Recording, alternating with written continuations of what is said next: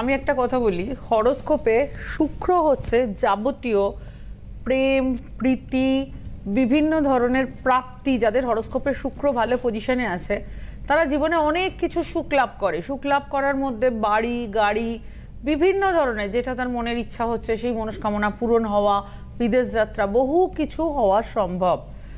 এবং একটা শুক্র হচ্ছে যাবতীয় ভোগ সুখের কারক গ্রহ। যাদের হরোস্কোপে শুক্র ভালো তারা নিজেরাও জানেন যে জীবনে যথেষ্ট আপনারা ভোগ সুখ উপভোগ করেছেন, নানান ধরনের ভোগ সুখ উপভোগ করেছেন।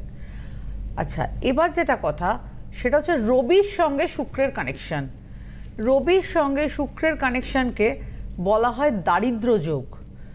কেন রবির সঙ্গে শুক্রের কানেকশনকে দারিদ্র যোগ বলা হয়? তার কারণ হচ্ছে রবি হচ্ছে একটা প্রবল অগ্নিকারক গ্রহ।